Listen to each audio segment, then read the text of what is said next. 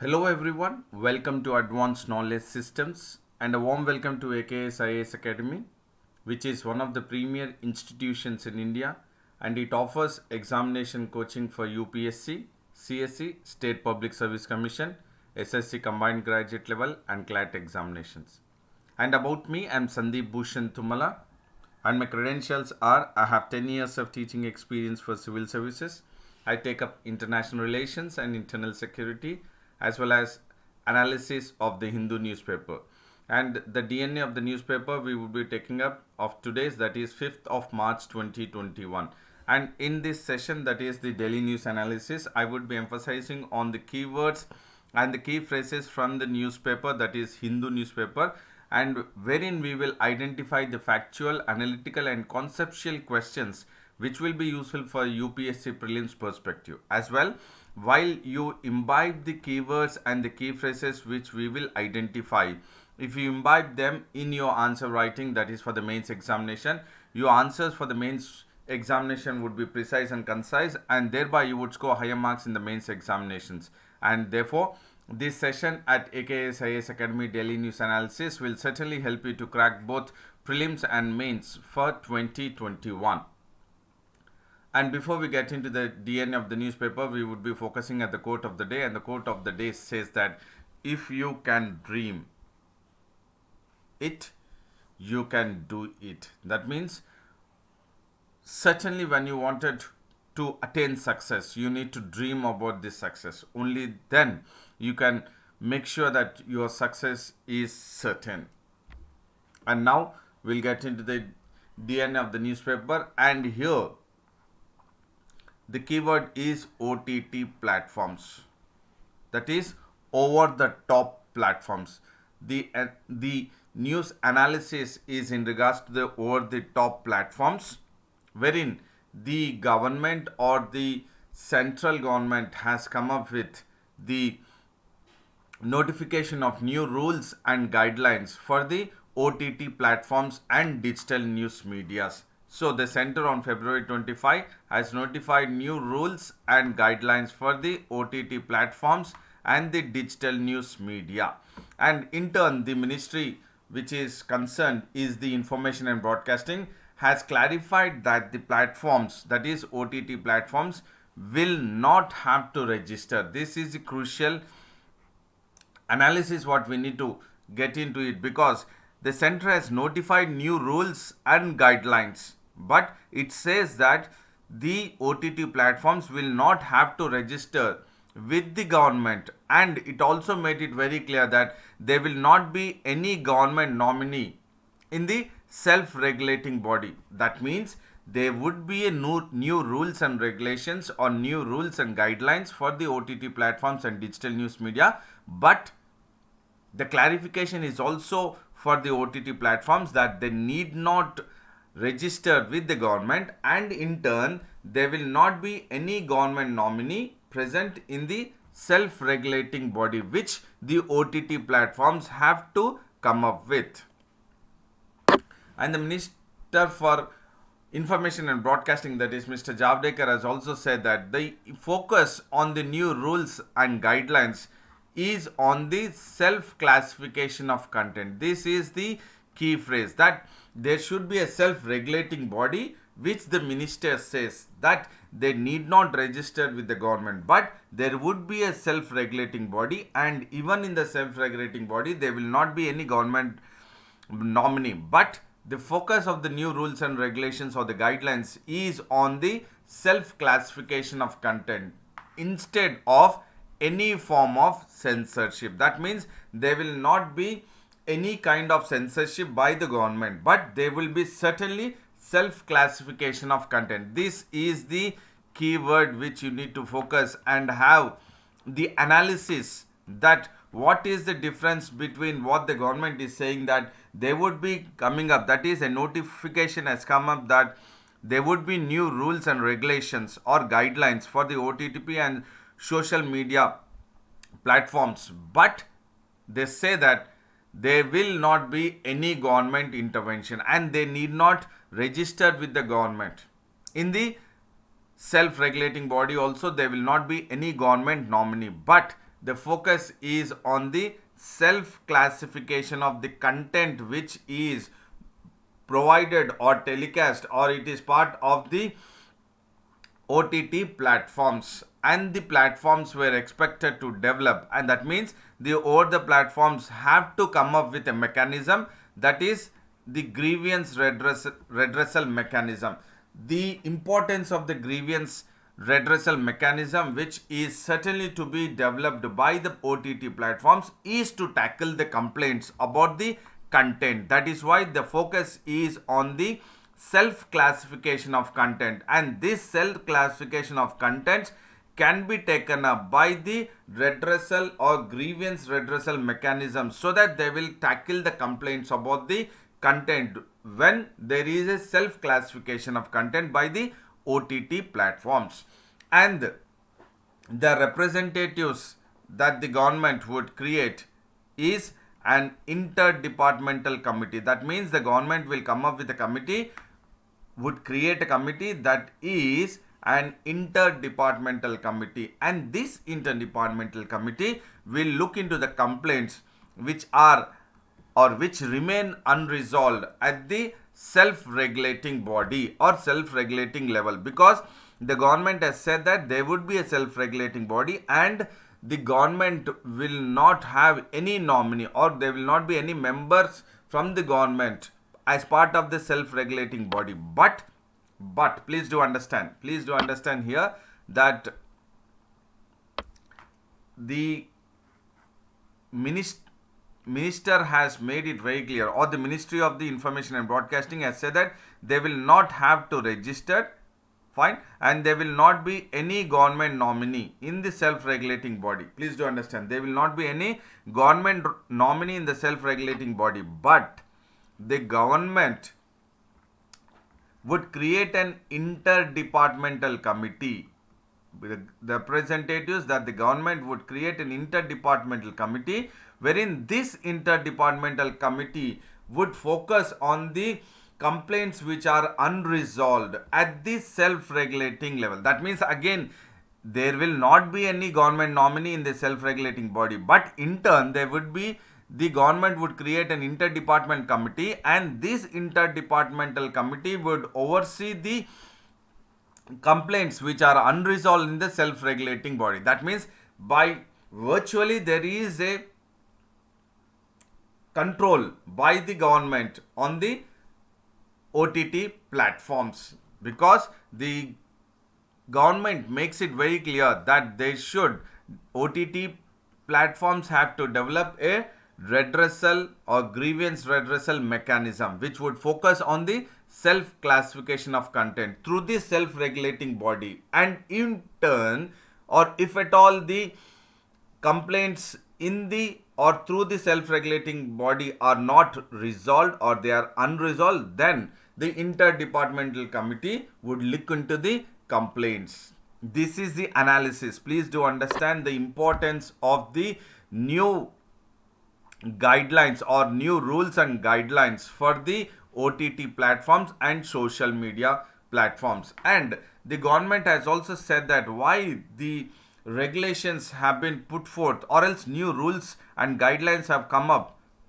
to the OTT platforms and social media networks, is that there is a code of ethics. Please do understand this keyword, that there is a code of ethics which is brought in following representations from various cinema and TV bodies. That means cinema and TV bodies have to follow the code of ethics, but there are none of the code of ethics which are existed to the OTT, that is over the top industry. That is why the government would wish, or it is now with the new rules and guidelines, or new rules and guidelines which the government has come up onto the OTT platforms and social media, because there is nothing called as code of ethics which is existing for the OTT industry, but the code of ethics is existing, is for various cinema and TV bodies. Thereby, they do not want to differentiate or have any bias against cinema and TV bodies with a code of ethics, and code of ethics not being existed onto the OTT industry. That is the platform which they have brought in, so that there would be a balanced approach by the government towards the cinema and TV bodies and to the OTT industry. This is the most important analysis, that they would wish to bring in both cinema and TV bodies and OTT industry on the same platform to have a vigilance by the central government or the Ministry of Information and Broadcasting. And the government now would come out with a progressive institutional mechanism. So along with the interdepartmental committee, there would be another mechanism which the government would come up, that is progressive institutional mechanism for the OTT players, and this will develop a level playing field with the idea of self-regulation. Please do understand once again here, the government or the ministers said that the OTT platforms should come up or should develop a grievance redressal mechanism, OTT platforms, and at the same time the ministry also makes it very clear that the government would come up with progressive institutional mechanism. Progressive institutional mechanism, that is grievance redressal mechanism should be developed by the OTT platforms, but the government would come up with the progressive institutional mechanism for OTT players, so that there would be a level playing field between cinema and TV bodies and the OTT industries. And this entire idea of progressive institutional mechanism is for self-regulation. And from the OTT platforms and social media, there were representatives who have attended the virtual interaction wherein the Ministry of Information and Broadcasting has come up with the new rules and guidelines, that is Alt Balaji, Hotstar, Amazon Prime, Netflix, Jio, ZEE5, Viacom 18, Shemarov, and then MX Player were among the one who have attended the virtual meeting. And the important one is that the government has come up with a notification with new rules and regulation for OTT platforms and the digital news media. This is crucial for both prelims as well as mains examination as part of information and broadcasting or information and technology. As part of the subject or topic of information and technology, how the ministry has come up with the new rules and guidelines for OTT platforms and digital news media, so that there would be a level playing between the cinema and TV bodies and the OTT industries, wherein there would be a code of ethics and progressive institutional mechanism for both cinema and TV bodies and the progressive institutional mechanism for the OTT players. And now we will look into the another news which is almost very similar to the OTT platforms. And here it is not the government which has come up with the rules and regulations, but it is the Supreme Court which has come up with the judgment. And the Supreme Court has made it very clear that the Supreme Court is in favor of screening the content by the OTT platforms such as Netflix and Amazon Prime Video. That means the Supreme Court has made it clear that it doesn't have any objection in screening the content, but in turn it is in favor of screening the content by the OTT platforms such as Netflix and Amazon Prime. And this judgment by the Supreme Court was delivered because the Supreme Court was hearing a plea by Miss Purohit, who is Amazon Prime's commercial head. She has filed a petition in the Supreme Court against the Allahabad High Court decision. So what is the Allahabad High Court decision against Miss Purohit, who is Amazon Prime's commercial head, is that the Allahabad High Court has decided to deny a pre-arrest bail. This is a keyword. The Allahabad High Court has denied the pre-arrest bail for Miss Purohit. Why? Because Miss Purohit, as per the Allahabad High Court, she was involved or she is in connection with the probe into Tandav. Tandav is a web series which is hosted by the OTT platforms, and she was involved or she was under this connection with the probe into Tandav, because an FIR was raised against Miss Purohit in regards to the web series Tandav, because in the FIR it is said that the web series ridicules the Hindu gods and the country's political power corridors. So that based on this, the Allahabad, there was an FIR filed against Miss Purohit, and the Allahabad High Court has denied her pre-arrest bail, and thereby she has approached the Supreme Court, has moved to the Supreme Court, and in turn Supreme Court, while hearing the case of Miss Purohit against the Allahabad High Court decision, the Supreme Court has made it very clear that to the OTT platforms that it is in favor of screening the content. Please do understand here, the keyword is screening the content. But the Supreme Court said that the content should be checked, needs to be checked. That means it is in favor, the Supreme Court is in favor of screening the content. But what is the clause here is that the content needs to be checked before the screening, because as there is a necessity that the screening of the content should be done, because to check whether there is any pornographic or ridicules against the Hindu gods and also against the political power corridors, or in regards to any defamation or in regards to any kind of actions which would hurt the sentiment of the individuals or the citizens or the group of the people in India. So the important one is screening the content. It is in favor of screening the content, but the content needs to be checked. That is what the Supreme Court has made it clear to the over-the-top platforms.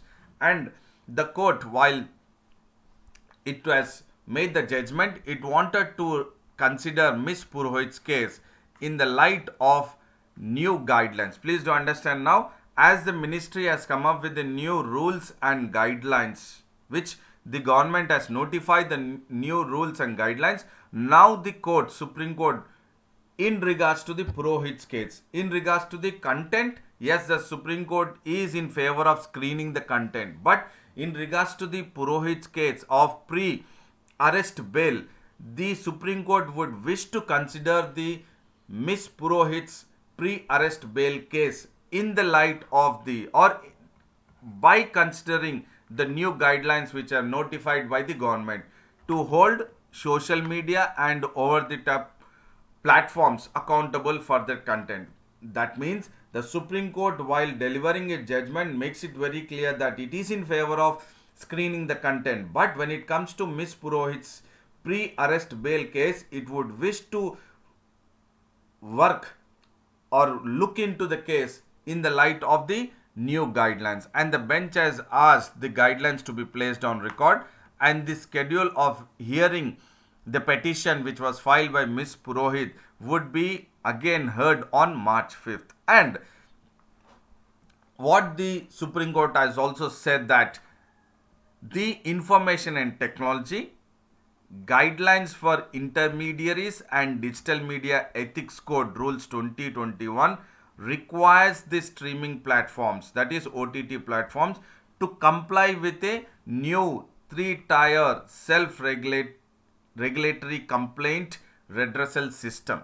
So what is very important is the rules or information technology rules 2021 is crucial for both prelims as well as mains examination, because this provides the guidelines for intermediaries and digital media ethics code.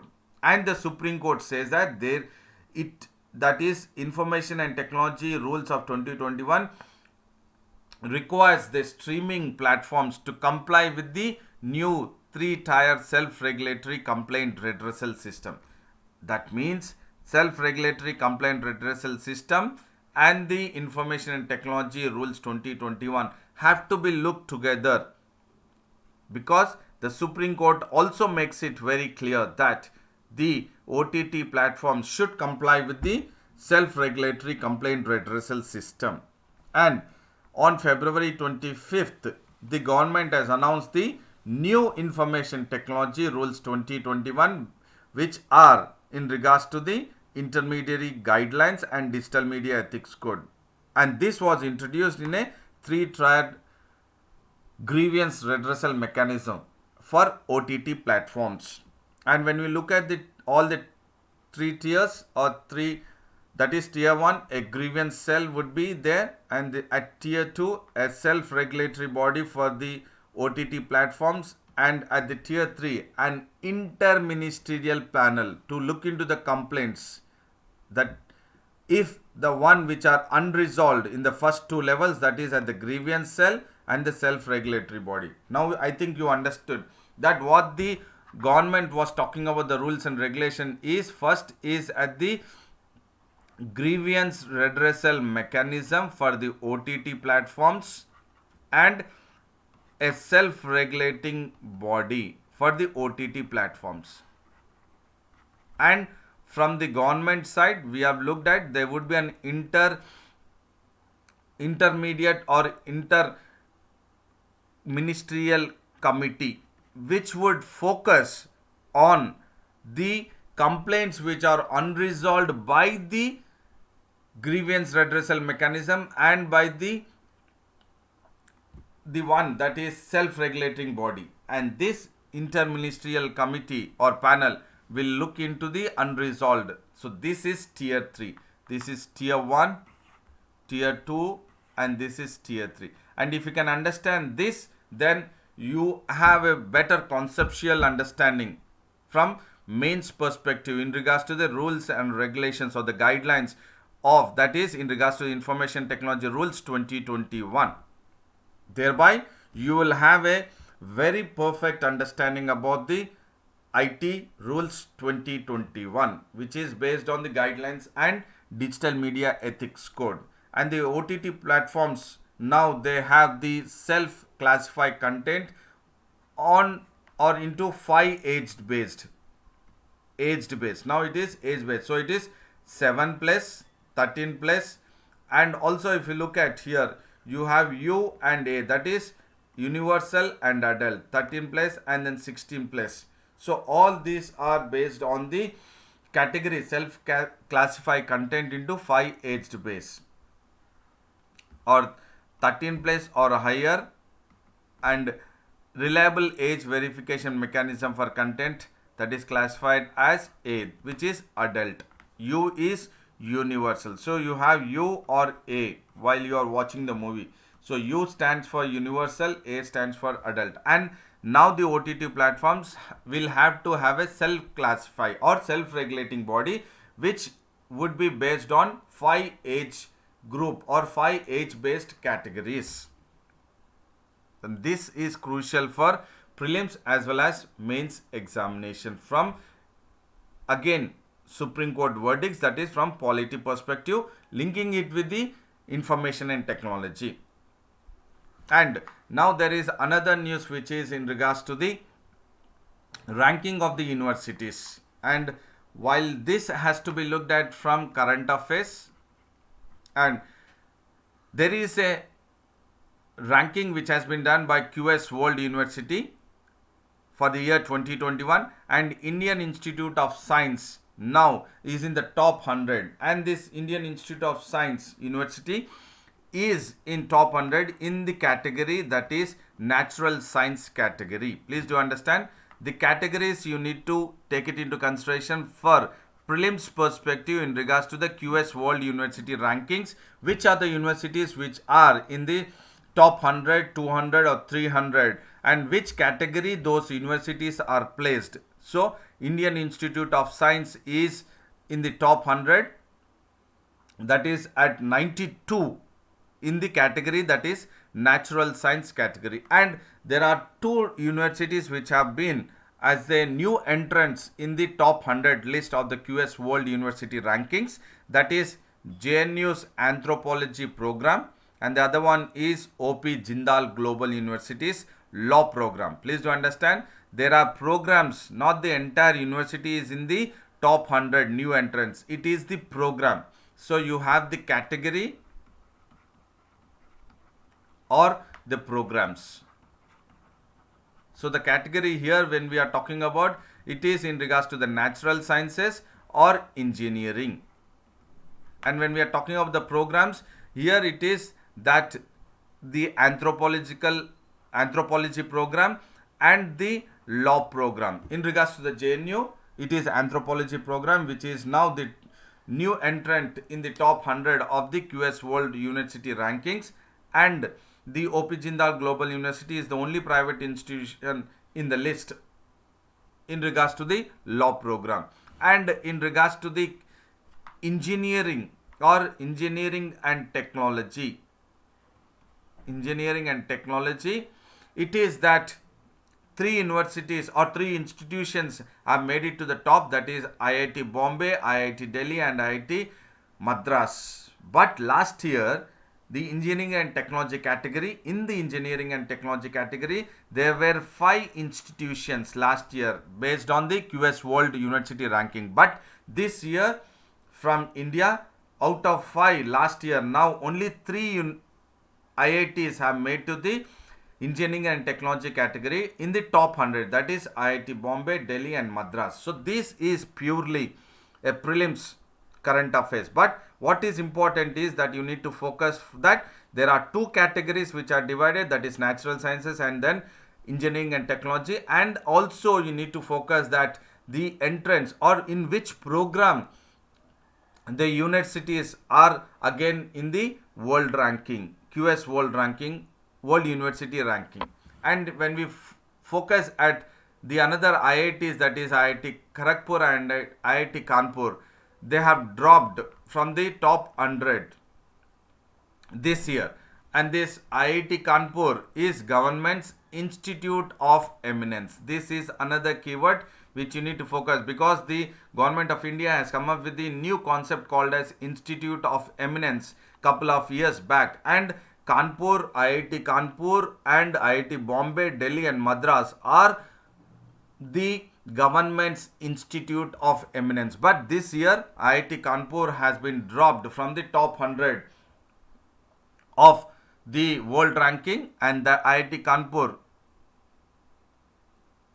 is, along with IIT Kharagpur, is a part of the Institute of Eminence. That means IIT Kharagpur is part of the government's Institute of Eminence concept, and the University of Delhi is now the highest ranked Indian institutions in social sciences and management. So we have looked at category. So category we have looked at natural sciences and then engineering and technology, and then the other one category is the social sciences and management. This you need to focus. What are the categories? And the All India Institute of Medical Sciences, that is AIIMS, is now the only institute in India which is top 300 in the world in the category that is life sciences and medicines. But it has dropped compared to last year 10 places. The importance is that you need to focus the category. What is the category? Natural sciences, engineering and technology, science, social sciences and management, and life sciences and medicine are the categories. And the top ranked Indian program globally is IIT Madras. That is, the program is Petroleum Engineering Program, which is now the top ranked Indian program globally. Which is the top ranked, or which among the following, if it is a prelims questions, which among the following is the top ranked Indian program globally of IIT Madras is Petroleum Engineering Program, which is at top 30, or it is placed at 30th rank. And another program, that is Mineral and Mining Engineering of Bombay, IIT Bombay and IIT Kharagpur. Now they rank at 41st and 44th place in the world. But if you look at which is the top ranked Indian program globally, is by IIT Madras with Petroleum Engineering Program, which is at 30th rank, and the Mineral and Mining Engineering at Bombay ranks 41st, and at Kharagpur it ranks 44th place in the world, and the University of Delhi with a program called as Development Studies Program. So this program is now at 50th rank in the world, and India has been at the 5th ranking in the world in terms of good performance of COVID-19 research, in regards to the good performance in COVID-19 research, because the number of published research papers on the pandemics, they have been considered, and that is why India is now ranking the 5th in the world in regards to the good performance in COVID-19 research. So this information is purely the prelims perspective, and also to have a broad conceptual understanding about which are the categories and which are the programs which are taken into consideration by the QS World University Rankings. And if you look at this, the top in the world, first rank is MIT US, even in the natural sciences and engineering and technology, both MIT US is the top university, and then followed by Stanford US in the engineering and technology and also in the natural sciences. But in engineering and technology, the third is Cambridge UK, and in natural sciences it is Harvard US. And in regards to the natural sciences, when it comes to Indian University, it is Indian Institute of Science Bangalore, which is at 92. And when it comes in regards to engineering and technology of Indian University, 49th IIT Bombay stands at, IIT Delhi stands at 54th rank globally, and IIT Madras is at 94th. So in India, IIT Bombay is now the top with 49, followed by Delhi, IIT Delhi, followed by IIT Madras. So this again purely prelims perspective. And there is another news which is in regards to the Chabahar port keyword, and India wants Chabahar port on the key corridor. So which is a key corridor we will look at, that is Eastern Corridor. So why India is really concerned about the Chabahar port to be part of the Eastern Corridor, that is of International North-South Transport Corridor. So we will look at that. And External Affairs Minister of India S. Jaishankar has attended the Chabahar Day. This is a keyword. Has attended the Chabahar Day event, which was organized, that is a 3-day Maritime India Summit. So a summit which has been taken place or conducted virtually, a 3-day summit that is called as Maritime India Summit, and the day is the event is called as Chabahar Day event. This again is very important for prelims perspective and conceptual understanding of both prelims and mains. Maritime India Summit and Chabahar Day. And while he was addressing the virtual Maritime India Summit, Mr. Jaishankar, that is External Affairs Minister, said that India wants Chabahar port. Here the crucial is the Chabahar port, and India wants the Chabahar port to be included in the 13-nation international north-south corridor. So what is the key here is that you need to understand as a civil servant aspirant that how many countries are part of the international north-south transport corridor is 13 nation, which extends that corridor from India to Russia. We'll look at how that international north-south transport corridor actually moves through a map base. And India wanted Chabahar port to be part of the 13-nation international north-south transport corridor. That means right now Chabahar port is not part of the international north-south transport corridor, but India is insisting that let Chabahar port be included in the 13-nation INSTC, which extends or which is from India to Russia.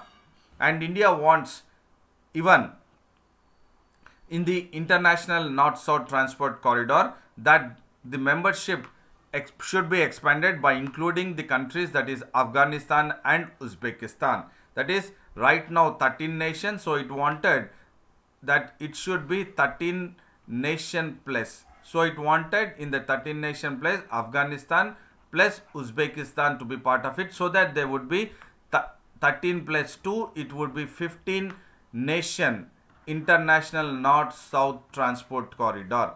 And also along with that, it wanted the Chabahar port to be part of the entire international north-south transport corridor. So it wanted Chabahar port and Afghanistan and Uzbekistan to be part of the, or to be expanded for the future international north-south transport corridor, which connects from India to Russia. And India is pitching, or it wanted Chabahar port to be in this because it wanted that international north-south transport corridor should go via Iran's biggest port, that is Bandar Abbas.